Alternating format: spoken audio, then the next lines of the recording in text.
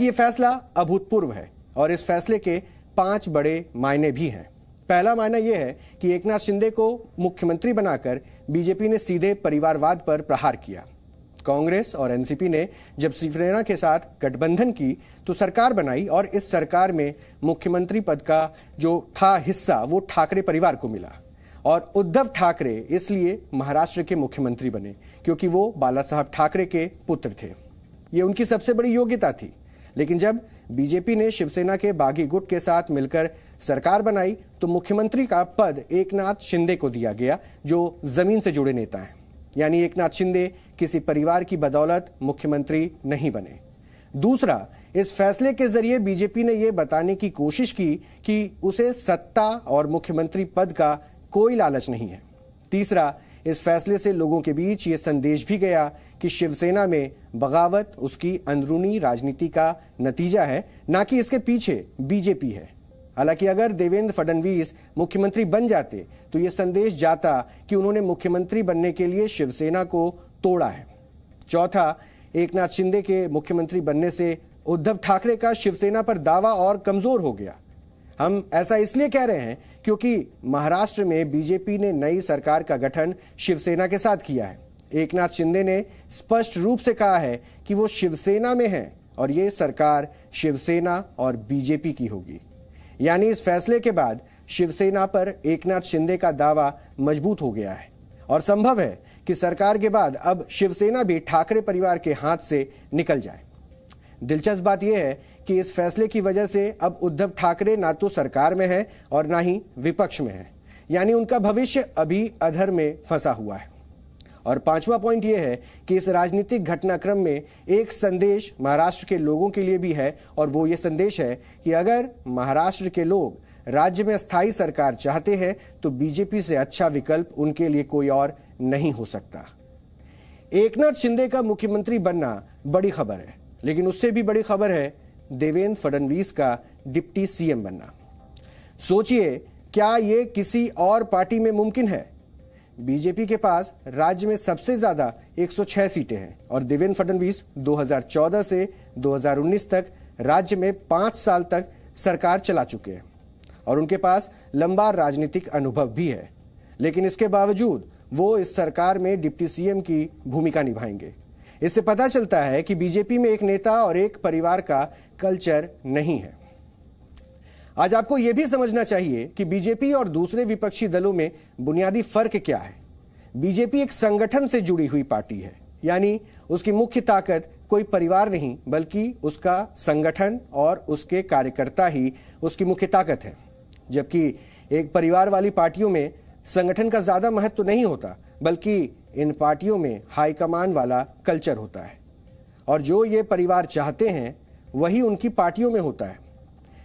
इस बुनियादी फर्क की वजह से ही आज बीजेपी में एक कार्यकर्ता मुख्यमंत्री और प्रधानमंत्री की कुर्सी पर पहुंच सकता है, लेकिन एक परिवार वाली पार्टियों में सीएम और पीएम का पद उसी परिवार के सदस्यों के लिए ही फिक्स होता है।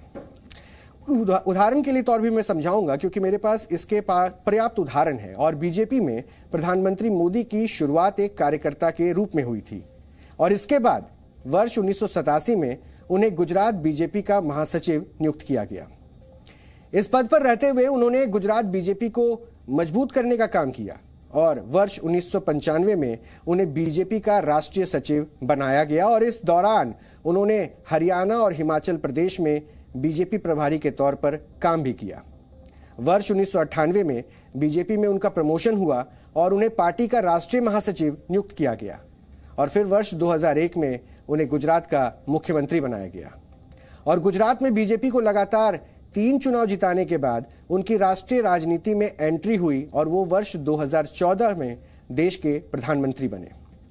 यानी उन्होंने बिना किसी राजनीतिक परिवार से ताल्लुक रखते हुए भी एक कार्यकर्ता से प्रधानमंत्री बनने तक का सफर तय किया, जबकि कांग्रेस में ऐसा नहीं है।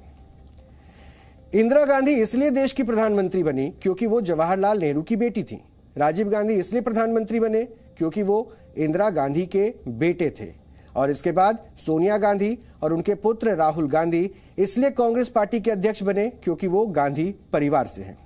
और यहां बात सिर्फ कांग्रेस की नहीं है, M.K. स्टालिन इसलिए तमिलनाडु के मुख्यमंत्री बने क्योंकि उनके पिता M. करुणानिधि DMK पार्टी के अध्यक्ष थे। और इसी तरह हेमंत सोरेन इसलिए झारखंड के मुख्यमंत्री बने क्योंकि उनके पिता शिबू सोरेन झारखंड मुक्ति मोर्चा के अध्यक्ष हैं। नवीन पटनायक इसलिए उड़ीसा के मुख्यमंत्री बने क्योंकि उनके पिता बीजू पटनायक ओडिशा के बड़े नेता थे। और ये सूची बहुत लंबी है, यानी इस फहरिस्त में कई और नाम और भी हैं। इनमें अब उद्धव ठाकरे से लेकर जम्मू कश्मीर के पूर्व मुख्यमंत्री फारूक अब्दुल्ला, अखिलेश यादव, पंजाब के पूर्व मुख्यमंत्री प्रकाश सिंह बादल और हरियाणा के पूर्व मुख्यमंत्री ओम प्रकाश चौटाला का नाम भी ले सकते हैं। ये एक परिवार वाली वो पार्टियां हैं जिनमें मुख्यमंत्री और प्रधानमंत्री का पद एक परिवार के लिए फिक्स रहता है, जबकि बीजेपी में ऐसा नहीं है। इस समय उत्तर प्रदेश में मुख्यमंत्री योगी आदित्यनाथ हैं, जिनकी बीजेपी में शुरुआत एक कार्यकर्ता के रूप में हुई थी। उनका परिवार राजनीति में नहीं था। इसी तरह शिवराज सिंह चौहान का भी परिवार राजनीति में नहीं था। उनका राजनीतिक जीवन एक छात्र नेता के रूप में शुरू हुआ और काफी संघर्ष के बाद वो मुख्यमंत्री के पद तक पहुंचे। और इसी तरह हरियाणा के मुख्यमंत्री मनोहर लाल खट्टर, उत्तराखंड के मुख्यमंत्री पुष्कर सिंह धामी, हिमाचल के मुख्यमंत्री जयराम ठाकुर और गुजरात के मुख्यमंत्री भूपेंद्र भाई पटेल का परिवार भी राजनीतिक पृष्ठभूमि में नहीं संपर्क रखता है। और इसी सभी नेताओं ने बीजेपी में एक कार्यकर्ता की तरह अपना सियासी सफर शुरू किया और मेहनत करते हुए इन पदों तक पहुंचे। और बीजेपी और एक परिवार वाली पार्टियों में यही बुनियादी फर्क है और इसलिए शायद बीजेपी बार बार परिवारवाद पर हमला करती है और प्रधानमंत्री खुद आगे आकर मंच से इसी परिवारवाद पर चोट करते हैं।